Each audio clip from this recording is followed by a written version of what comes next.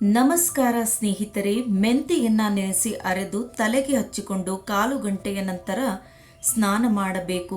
ವಾರಕ್ಕೊಂದು ಬಾರಿ ಹೀಗೆ ಮಾಡುವುದರಿಂದ ತಲೆ ಕೂದಲು ಉದುರುವುದು ನಿಲ್ಲುತ್ತದೆ ಹಾಗೂ ಕಪ್ಪಾಗಿಯೂ ಮತ್ತು ಹೊಳಪಿನಿಂದ ಕೂದಲುಗಳು ಕೂಡಿರುತ್ತವೆ.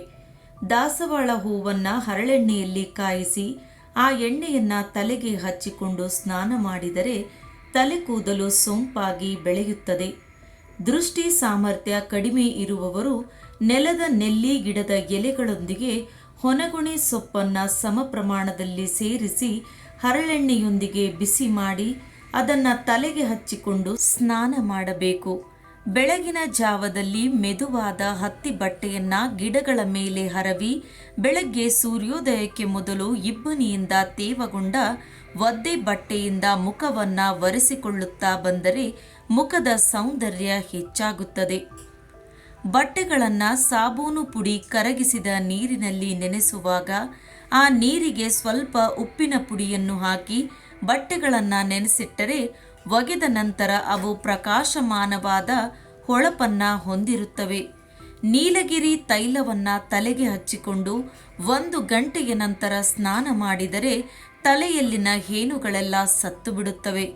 ಸೀತಾಫಲ ಹಣ್ಣಿನ ಬೀಜಗಳನ್ನು ಬಿಸಾಡದೆ ಸಂಗ್ರಹಿಸಿ ಬಿಸಿಲಿನಲ್ಲಿ ಒಣಗಿಸಿ ಅದರ ಮೇಲಿನ ಸಿಪ್ಪೆಯನ್ನು ಸುಲಿದು ಆ ಸಿಪ್ಪೆಗಳನ್ನು ಚೆನ್ನಾಗಿ ಪುಡಿ ಮಾಡಿ ಕೊಬ್ಬರಿ ಎಣ್ಣೆಯೊಂದಿಗೆ ಬೆರೆಸಿ ತಲೆಗೆ ಹಚ್ಚುತ್ತಾ ಬಂದರೆ ತಲೆ ಕೂದಲಿನಲ್ಲಿರುವ ಹೇನು ಸೀರುಗಳೆಲ್ಲ ನಾಶವಾಗುತ್ತವೆ. ಕೆಲವು ಬಗೆಯ ಶಾಂಪೂಗಳನ್ನು ಬಳಸಿ ಸ್ನಾನ ಮಾಡಿದರೆ ತಲೆ ಕೂದಲು ಒಣ ಹುಲ್ಲಿನಂತೆ ಹೊಳಪಿಲ್ಲದೆ ಮಂಕಾಗಿರುತ್ತವೆ. ಹೀಗಾಗುವುದನ್ನು ತಡೆಗಟ್ಟಲು ಶಾಂಪೂ ಬಳಸಿ ತಲೆಯನ್ನು ತೊಳೆದುಕೊಂಡ ನಂತರ ಸ್ವಲ್ಪ ಹಾಲನ್ನು ತಲೆ ಕೂದಲಿಗೆ ಹಾಕಿ ಚೆನ್ನಾಗಿ ಉಜ್ಜಿಕೊಂಡು ಸ್ನಾನ ಮಾಡಬೇಕು. ಆಗ ಕೂದಲು ಹಗುರವಾಗುವುದಲ್ಲದೆ ಹೊಳೆಯುತ್ತಾ ಇರುತ್ತವೆ. ಪದೇ ಪದೇ ಮೊಡವೆಗಳು ಕಾಣಿಸಿಕೊಂಡರೆ ಬೆಳಗಿನ ಹೊತ್ತು ಎಳನೀರನ್ನು ಕುಡಿಯಬೇಕು. ಇದರಿಂದ ದೇಹಕ್ಕೆ ತಂಪು ಲಭಿಸಿ ಮೊಡವೆಗಳು ಬರುವುದಿಲ್ಲ. ಪುಡಿ ಉಪ್ಪಿನಿಂದ ಹಲ್ಲುಗಳನ್ನು ವಾರಕ್ಕೊಂದು ಬಾರಿ ಉಜ್ಜುವುದರಿಂದ ಹಲ್ಲುಗಳು ಪಳಪಳನೆ ಹೊಳೆಯುತ್ತವೆ.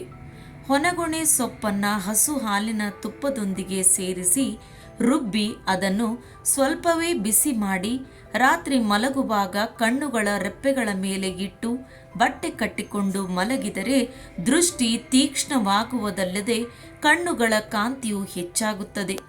ಆಲದ ಚಿಗುರಲೆ ಮತ್ತು ಕಡಲೆ ಎರಡನ್ನೂ ಒಟ್ಟಾಗಿ ಅರೆದು ಅದನ್ನು ಮುಖಕ್ಕೆ ಹಚ್ಚಿಕೊಂಡರೆ ಮುಖದ ಮೇಲಿನ ಕಂದು ಬಣ್ಣದ ಕಲೆಗಳು ಮರೆಯಾಗುತ್ತವೆ. ಬಾಳೆಹಣ್ಣಿನ ಪ್ರತಿನಿತ್ಯದ ಸೇವನೆಯಿಂದ ರಕ್ತ ವೃದ್ಧಿಯಾಗುವುದಲ್ಲದೆ ಚರ್ಮವು ಕಾಂತಿಯಿಂದ ಮಿನುಗುತ್ತದೆ. ದೇಹದ ತೂಕವು ತಗ್ಗಬೇಕಾದರೆ ಪರಂಗಿ, ಅನಾನಸ್ ಮತ್ತು ಮಾವಿನ ಹಣ್ಣುಗಳನ್ನು ಹೇರಳವಾಗಿ ಸೇವಿಸಬೇಕು. ಮಲ್ಲಿಗೆ ಗಿಡದ ಎಲೆಗಳನ್ನು ಸ್ವಲ್ಪ ಬಿಸಿ ಮಾಡಿ ಕಣ್ಣುಗಳ ಮೇಲೆ ಇಟ್ಟುಕೊಂಡರೆ ಕಣ್ಣಿನ ಸುತ್ತ ಕಪ್ಪಾಗಿರುವುದು ಮತ್ತೆ ಮೊದಲಿನಂತೆ ಆಗುತ್ತದೆ. ಕಬ್ಬಿನ ಗರಿಗಳನ್ನು ಸುಟ್ಟು ಅದರಿಂದ ಬಂದ ಬೂದಿಯನ್ನು ಬೆಣ್ಣೆಯ ಜೊತೆ ಸೇರಿಸಿ ತುಟಿಗೆ ಸವರಿಕೊಳ್ಳುವುದರಿಂದ ಚಳಿಗಾಲದಲ್ಲಿ ತುಟಿಯ ಒಡೆಯುವಿಕೆಯನ್ನು ತಡೆಗಟ್ಟಲು ಸಾಧ್ಯ. ತುಟಿ ಹುಣ್ಣಿಗೆ ಜೇನುತುಪ್ಪ ಮತ್ತು ನಿಂಬೆ ಹಣ್ಣಿನ ರಸವನ್ನು ಕಲಸಿ ಆಗಾಗ 1 ಚಮಚ ಸೇವಿಸುತ್ತಾ ಬಂದರೆ 1-2 ದಿನಗಳಲ್ಲಿ ತುಟಿ ಹುಣ್ಣು ವಾಸಿಯಾಗುತ್ತದೆ. ಚರ್ಮಕ್ಕೆ ಕಾಂತಿ ಹಾಗೂ ಸದೃಢತೆಯು ಮತ್ತು ಬಾಯಿಯ ದುರ್ವಾಸನೆಗೆ ಪರಿಹಾರವು ಸಿಗಬೇಕಾದರೆ ದಿನಕ್ಕೊಂದು ಸೇಬು ಹಣ್ಣನ್ನು ಊಟದ ನಂತರ ಸೇವಿಸುತ್ತಾ ಬರಬೇಕು. ಪ್ರತಿದಿನವೂ ಬೆಳಗ್ಗೆ ಖಾಲಿ ಹೊಟ್ಟೆಯಲ್ಲಿ 1 ಬಟ್ಟಲಿನಷ್ಟು ಗರಿಕೆ ಹುಲ್ಲಿನ ರಸವನ್ನ ಕುಡಿಯುತ್ತಾ ಬಂದರೆ ದೇಹ ಚೆನ್ನಾಗಿ ಬೆಳೆಯುತ್ತದೆ. ಗುಲಾಬಿ ದಳಗಳನ್ನು ನೀರಿನಲ್ಲಿ ತೊಳೆದು ಬೆಲ್ಲ ಮತ್ತು ತುಪ್ಪ 3 ಸೇರಿಸಿ ಸೇವಿಸುತ್ತಾ ಬಂದರೆ ಬಾಯಿ ಮತ್ತು ತುಟಿ ಹುಣ್ಣು ವಾಸಿಯಾಗುತ್ತದೆ. ಬೇವಿನ ಎಲೆ ಮತ್ತು ಈರುಳ್ಳಿಯನ್ನ ಒಟ್ಟಾಗಿ ಅರೆದು ದೇಹದ ಪೂರ್ತಿ ಹಚ್ಚಿಕೊಂಡು ಅರ್ಧ ಗಂಟೆಯ ನಂತರ ಸ್ನಾನ ಮಾಡಿದರೆ ತುರಿಕೆ, ಕಜ್ಜಿ, ಹುಳಕಡ್ಡಿಯಂತಹ ಚರ್ಮ ರೋಗಗಳು ಗುಣವಾಗುತ್ತವೆ.